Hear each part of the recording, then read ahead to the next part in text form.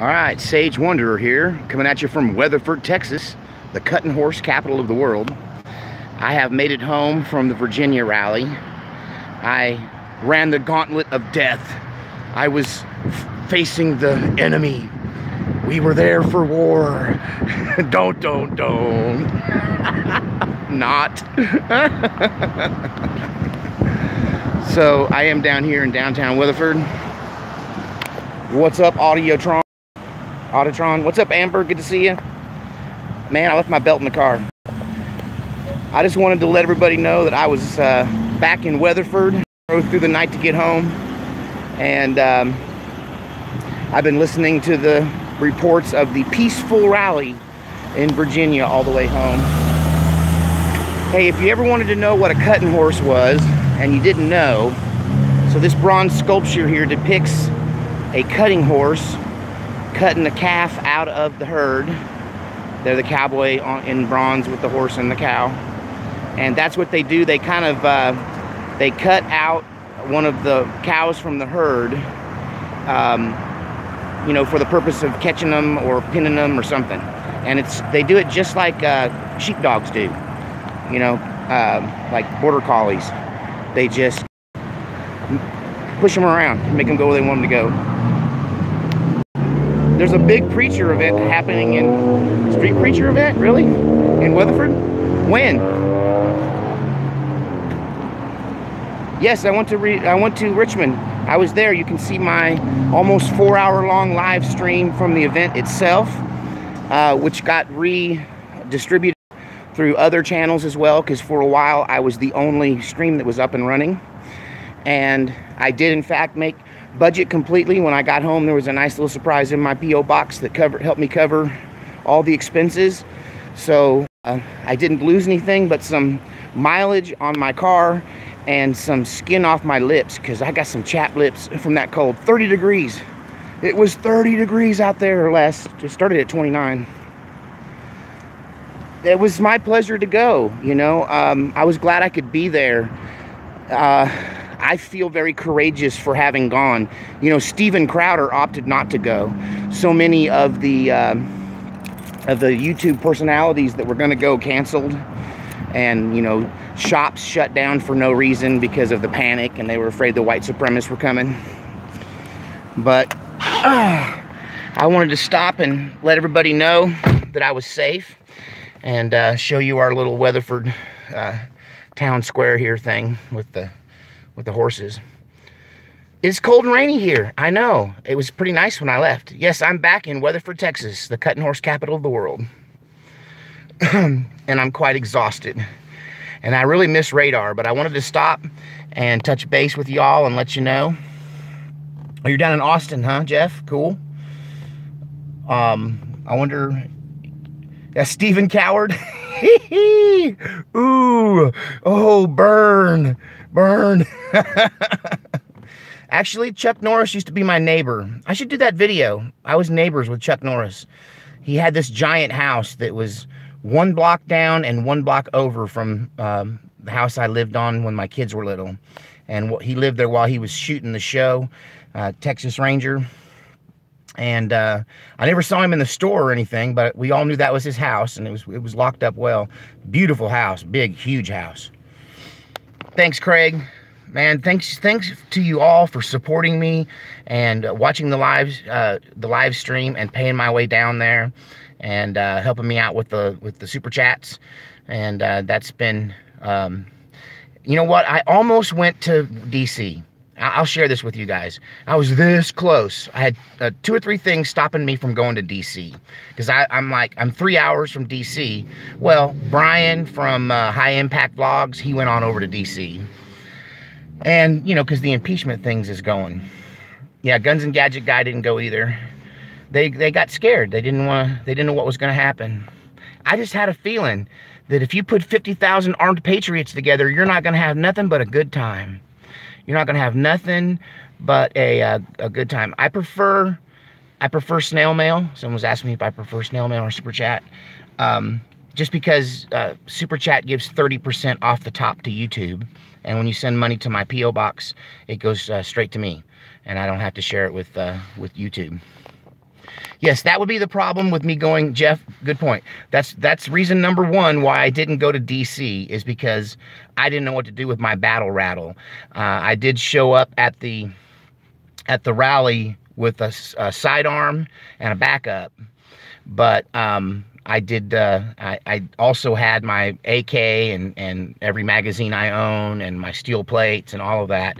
And I had no idea what to do with all of that while I was in DC, especially with Virginia gun laws being stringent about not leaving your guns any place. Even if they're locked up, they got to be under your control. So anyhow, maybe another trip, but, I just kind of got the bug. I was like, I'm just going to go to the next story. You know, so many guys do that. I'm trying to think of the guy's name. Slightly Offensive. He makes himself sick running from city to city, covering all this stuff for everybody and getting right up in the middle of it. Well, he's the guy that gave me the idea for the hat. He has one too. Did my helper follow the book of the road? I don't know what you're talking about. Brian, yeah, and Brian got his car towed. I saw that. He got his car towed on Constitution Avenue. And what's with those cops? Did you watch the long video where they were, they told him he couldn't videotape, but then they wouldn't tell him where there was the law or where that was coming from? They were just like, just because we said so, we said you can't videotape. How did the whole thing for me, the whole rally and everything went perfectly. Like I can see Brian had a really hard time. He lost his he lost his live stream a lot. Mine stayed up the entire time. I had a mysterious friend from the channel show up who bought my dinner, scouted out my parking spot, and then sent me coordinates to the parking spot, and then was my bodyguard and had my back the whole time. And then at the end of the day, I returned the favor and bought his lunch and said goodbye. He went back to Pittsburgh. That was, oh, Gray, we were talking about, I think his name's Brian from High Impact Vlogs, is who that other guy was. But I was talking about Vinny, who had my back there. So everything went perfectly well. My hotel stay was good. I got a good deal on a hotel. You know, hardest part for me was driving through the night to come back, but... What's up, Steven? Good to see you, man. So, but yeah, it was, let's talk about stuff we learned from the event in Richmond. And I've been up all night, so if I stumble on my words, you'll forgive me. But number one, we learned that I haven't checked my email today. I've been driving all night, Rick, if you just got in the chat. So I'm just stopped here to make a quick video before I went on the rest of the way home. But the first thing we learned from the Virginia experiment is that the patriots are the adults in the room. How many, I mean, how are you ever going to get a bunch of Antifa and feminists and all those activists and environmentalists? If you get all them together, you think there's not going to be any violence? They're going to get violent with each other. They're going to get violent with the police. They're just, you know what we call them kind of people down in the South? A hot mess. The left is a hot mess. And here was the biggest gathering of American Second Amendment gun owners, I think, in the history of the country, gathered at the Capitol in Richmond. And I'm telling you, there was so many guns. Everybody was clanking when they walked. I honestly almost left my guns at home because I felt so safe that there were so many. And these guys, like, their gear was tuned in. I mean, these guys practice. These guys know their stuff. And everybody got the same marching orders. Here's what everyone was told. And this is what they won't tell you on the news. I'm going to reveal a bunch of stuff about what really happened over the next few days in Richmond that they're never going to show you on the news. And other people, I think, weren't dialed in enough to really know what's up.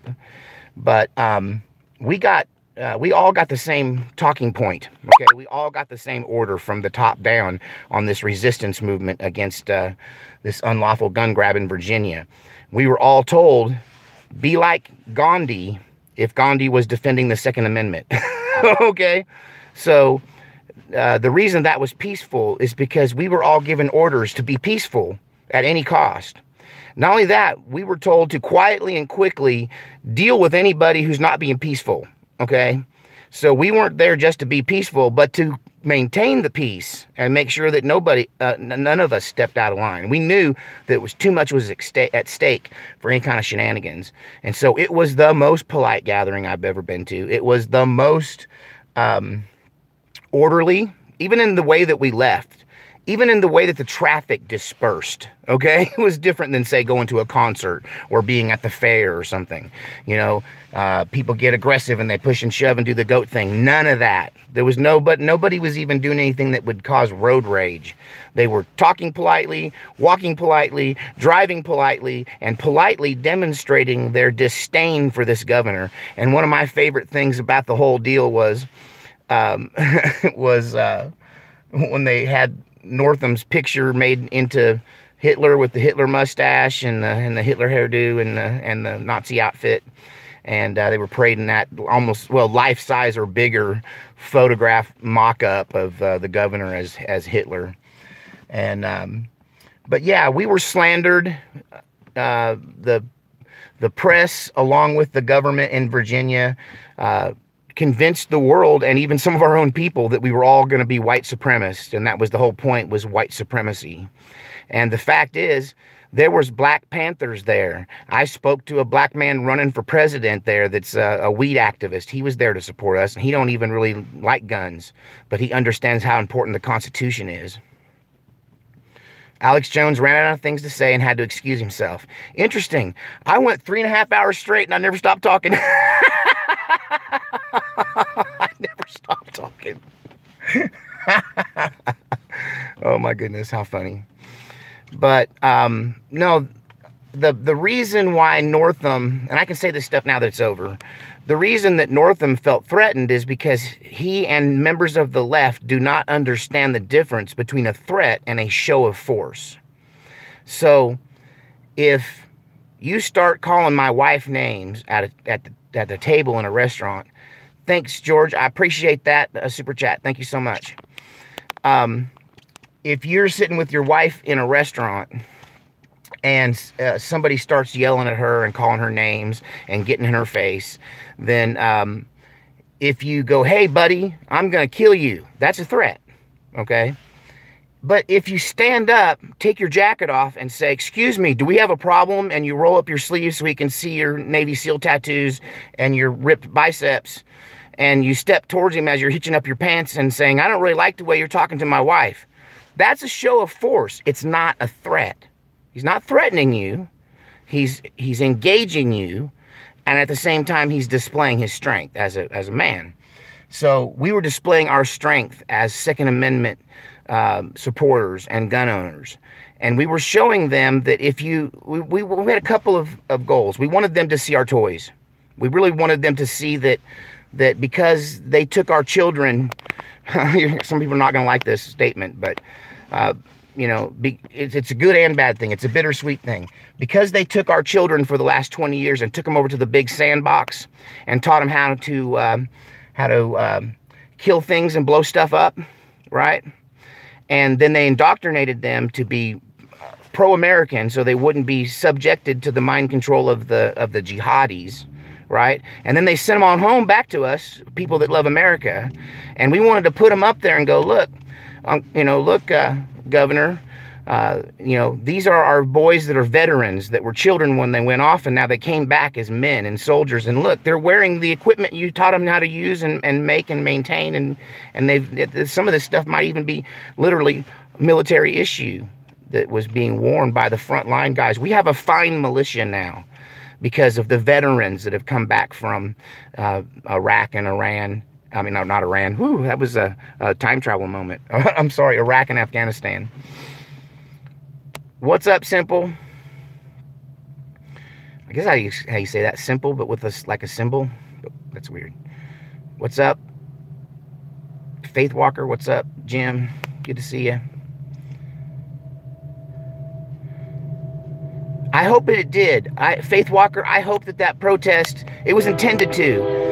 You know, it wasn't just a message to Northam. It was a message to the feds. It was a message to the deep state. And even more importantly, in my opinion, it was a message to other countries that there is still a rifle behind every blade of grass in America. And that we can put together, without even hardly trying, an army of 50,000 armed men like that. And trust me, if things gotten ugly, 100,000 more would be right behind them within hours. And that's how important the militia, a well-regulated militia just means a well-trained militia. And thank you to the armed services for training our boys and sending them home to us, loving America more than their brothers and sisters who stayed here and played Call of Duty on the internet. Yes, they want to accuse all of the veterans from over there of having PTSD and then use red flag laws to take away their guns. It doesn't matter. I'll loan them mine. The training, excuse me. Whoa, what happened? Stop. I've done something terrible. There we go. I don't know how to work my phone. The training these people have is what is the real jewel. The training that all of us have. That's, you know, why there was no accidental discharges. You know why there was no arguments or gunplay. Nobody drew down on anybody. Nobody dropped a gun. You know why that is? Because American gun owners are some of the most well-trained civilian marksmen on the planet ever in the history of the world. And most of our civilian marksmen can outshoot some of our best soldiers on a range. And there are guys out there that can literally drive tacks at 1,000 yards all day while they're eating a Skittles. You know, I mean, some of the skills that are out there in the private hands of gun owners are superb. And, you know, so there wasn't a chance of any of us doing anything out of order. It wasn't going to happen. It's why I relaxed when I realized how many of us would be there. And when I stepped out of my car and saw all those armed men, I went, oh yeah, I'm good. I started to leave my stuff and be lazy. But I thought I might have to help, you know, if something went bad. Honestly, in that environment, I'd let them young men take care of it, and I would just start plugging holes. I would just stopping the bleeding, dealing with the wounded, you know, if anything went bad. Helping in that regard. Well, here's the thing about training, Faith Walker. And I know a thing or two about training military men because my father was a Marine Corps drill instructor, and that's what he did for the military. Was he trained anti-communist forces in Southeast Asia. And so, yes, you can take a guy that knows nothing and Juan, you know what an accidental discharge is. No.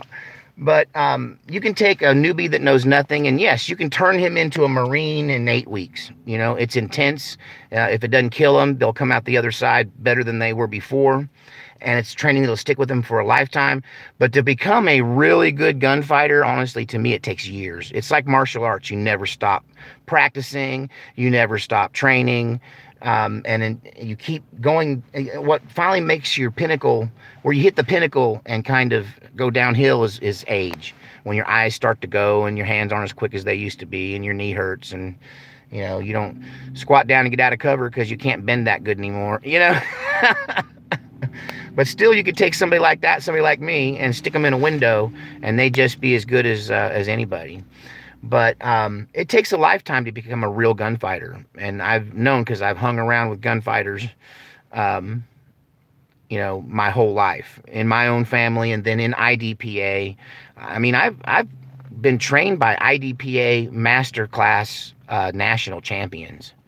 That there's a nest of shooters in Dallas that dominated that sport in the late 90s and early 2000s. Yeah, I think we might have talked about that, how my dad might have trained your dad. If he was at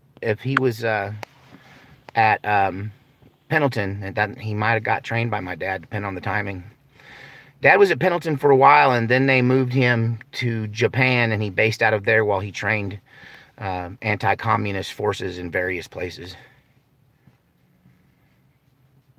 You know what? Gunfighting probably is America's martial art. I would say that that's a really good way of putting it. Especially the way it's done now, because in the last 20 years, we've done a really good job of integrating barehanded. You know, the art of self-defense starts with situational awareness. You know, keeping your eyes open and knowing how to recognize a threat, right? And but we've integrated firearms, edge weapons, chemical devices like pepper spray, blunt force instruments, and firearms, pistols, shotguns, rifles, long distance sniping into a well-rounded martial art. So whether I get disturbed in the shower and we have to go hand to hand, if I'm, caught without my pistol and it's, it's an edged weapon affair, or a combination of things, I have all of those skills. And so do most people who practice self-defense these days. It's, I would say that the individual warrior is probably more dangerous than he's ever been before.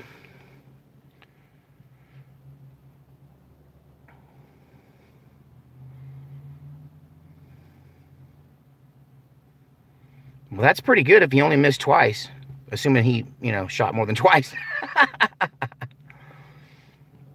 Always carry a gun to the outhouse. Actually, my outhouse weapon of choice is the Gladius. I figure, if you're going to shoot me through the outhouse, then there's not much I can do about that. But if you try to come in the outhouse, because you don't want to go in the outhouse, but if you come in there, then you're going to have to face the sword. That did not sound right. What are we talking about here? There is some natural talent, Faith Walker, about shooting. Some people have a natural ability. Some people can learn combat pistol shooting in a short time, and some people, they work forever and ever, and they're not able to master it. But training can pretty much make anybody capable. Be one with the rifle, grasshopper. I'll give you a quick story before I head back to the house. I've talked about my son being an archery champion and how he holds a Texas a state archery record that his coach says he don't think it'll ever be broken. It was an extraordinary moment in archery. But when he first started in archery, he got to a point where, he was just inconsistent. Sometimes he could hit, and other times he's like, I don't know why I'm having a bad day. I miss, and blah, blah, blah. And then I told him, I said, son, I could try to teach you this, but I'm just going to give you a book and make you read it. And if you read this book, you'll be a much better archer in a very short time. Because it's not that your technique is bad, it's that your thinking is bad, that you have a lack of focus, and that the focus and the visualization of seeing the arrow go through the target and the breathing and becoming one with that arrow and forcing it through the target by your own will is what I'm talking about to him. And I said, and the best way for you to learn that is to read this book. It's called Zen and the Art of Archery. The author is unknown and it is ancient. It's an ancient text, and it's about this thick. It's a pretty good sized book. And so my son sat down and he read Zen and the Art of Archery, and then he read it again and really studied it. And then his scores started going up and up and up until he became this incredible archer that could just, like I said, will the arrow. I've seen him put so many arrows into a hole, into a bullseye, that it just became a hole full of arrows, with all the arrows sticking out like a porcupine, until they were splitting them. He was splitting arrows. I mean, yeah, he could shoot your eye out, that kid. He probably still could. But it came from him learning that martial art concept of focus. It's what I teach people when I teach them how to throw a punch. And it's you visualize the punch being at its maximum efficiency. Put all of your energy into a 1-inch square. That's what Mr. Miyagi taught us. My favorite Mr. Miyagi quote: best way to avoid a punch is to not be there when the punch is thrown. Hey, anybody want to ask me any questions before I go? Point shooting. Well, we'll give you another quick story. The crazy uncle I talk about in some of my videos. Man, he only hip shot with a snub-nosed 38. And you could toss a tin can in the middle of a dirt road, and he just pull that gun out at hip level, shoot from the hip, whenever bringing the gun up, and just bounce that with a snub-nosed 38. Just bounce that tin can right down the road, out till about 30 yards, by then he'd be out of bullets.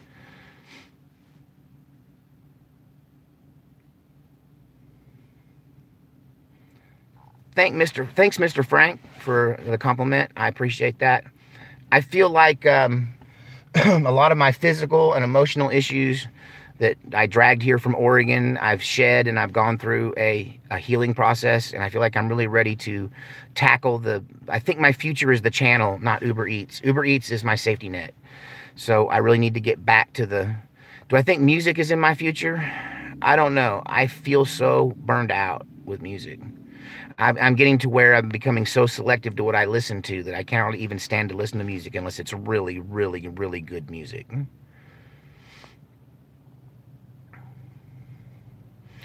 But I really think that... What's up, Dusty from Vegas?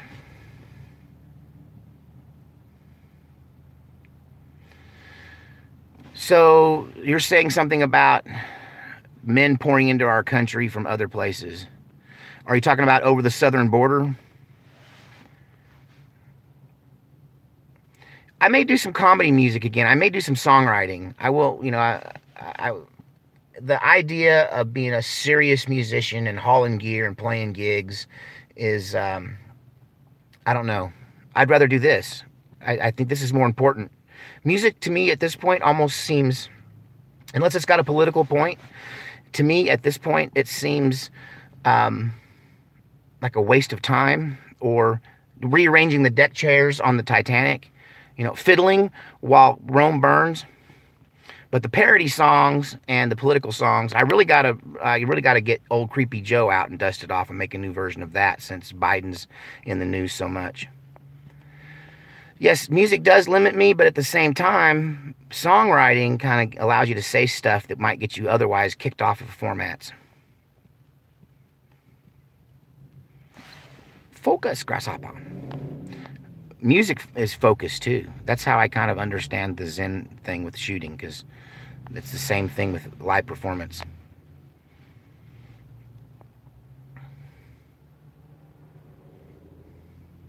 Yes, George Soros is a vampire. I just can't prove it. That's my most popular of all songs. I think that one has over, it's five digits, 15, 16,000 the last time I checked, views on that particular song. But most of those are in Hungary, where he's from. It was a hit in Hungary, and I hear they duped it and put it on radio stations. They weren't playing it off the internet. They copied it, downloaded it, I guess, and put it on radio stations, and were playing it all the time for months. Hey, Charles, you were talking about until a soldier is blooded in battle, you just don't know about them. And I have to disagree a little bit. I learned this from the old Marine, and I've seen it hold true. And I've had this conversation with gamer gunfighters, the guys that play the gunfighting games. They think they're going to be great in real-life gunfights, and they argue that I won't be because they beat me by 1/10 of a second. Okay, be good. I'll tell you in a minute. Remind me. What was I talking about? I'm so brain dead from being on the road and not getting any sleep. What were we talking about? Help me find my way back.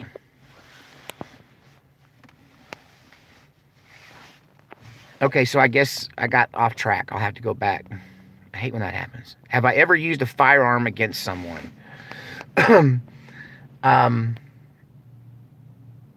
Well, I was almost killed by hillbillies. I used the threat of a firearm. I never pointed it at them, but I racked it. I held it up between us in the high ready position, and basically threatened to shoot those guys to get out of there. And also, when I was down in Lower Greenville Avenue, a crazed, high on some kind of drug, old homeless dude was trying to get money from me, and when I told him I didn't have any money, and back then I literally didn't have any money. My wife wouldn't let me have any money. I had a signed check that was only allowed to use in emergency, and a gas card. And so he wanted me to give him money, and when I wouldn't, he'd come climbing in the window at me, and he's grabbing me by the chest and by the shirt, and he stunk horribly. And he kept trying to hit me, and I kept batting it away. And finally I was like, I'm going to do something about this guy. So I reached in the center console, and I come out with a 2-shot Derringer, and I pointed it right at him, and he took off running. And that was the end of that. And I had to go wash the bum smell off of me.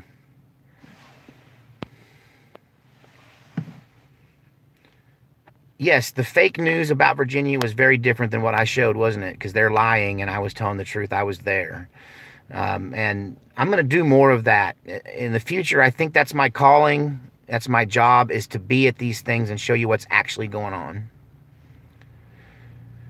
Have I ever met an actual prophet?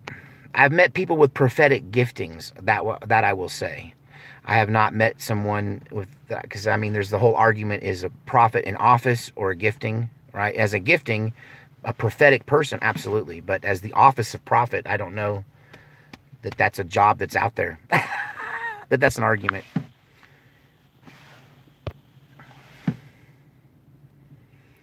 What are my favorite types of AKs? Okay, so I'm an AK guy, like I'm a Toyota guy, like I'm a Glock guy. What does Toyota, Glock, and AK-47s have in common? Bulletproof reliability. And so the difference between AK types, honestly, comes down to accuracy. And they are pretty much more accurate than I am most of the time anyway.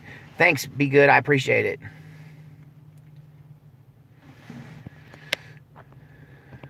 Well, I don't think anybody, if you relish the idea of shooting somebody, there's probably something wrong with you. I don't look forward to the time that has to happen, but I've shot plenty of animals, so I know what to expect. And I think if I shot somebody, it would be a situation where they absolutely deserved it, and I had no other choice but to do it. And so in that, I would be okay with allowing myself to do that. If it happened and it wasn't right, I would feel awful, I'm sure.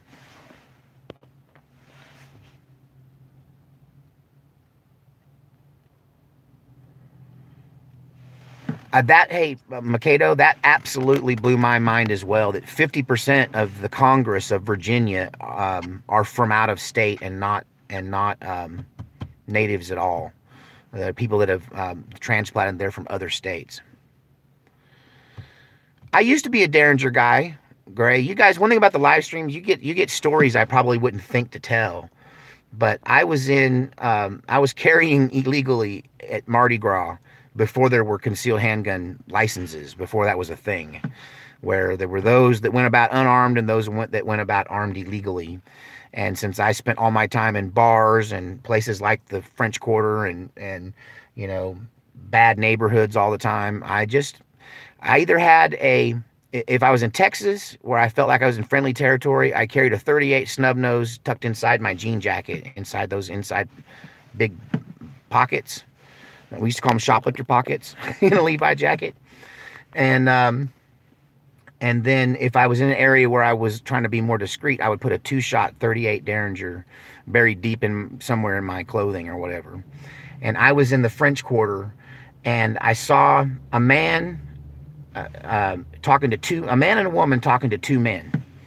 And the two men were like the typical 80s steroid head. They were wearing the spandex, the lifter pants, like the hammer pants, the loose pants, and the spandex tank top things. And they had the poofed out bleach blonde hair, and they were all buff. They were just like roid heads, steroid heads.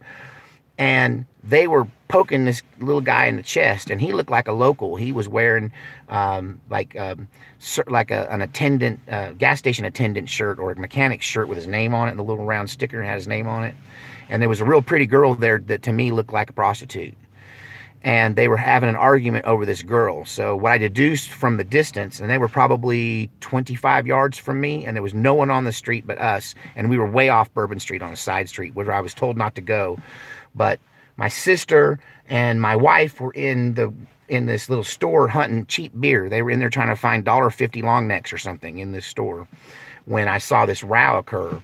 And these two guys decided to beat this other guy up over this woman. I figured that was his woman, and she was probably prostituting herself to these guys. And then he caught her, and he was like, "Come home, baby. What are you doing?" And they didn't like that much. They were going to work him over for their inconvenience. And so they started pounding this guy like bad. Like if they don't quit, he ain't coming back. And I don't remember what I said, but my sister did. She said from inside the store, she heard me say, "Go for it, punk." Right? And so I told them, it was kind of like the thing in the stockyards. You know, I told them to let him up. He's had enough. And they threatened me, and I said, go for it. And then they just ignored me and turned their back to me. And I was contemplating whether to come out with a 38 Derringer first or try to fight them both physically and use the 38 as a backup at the last minute.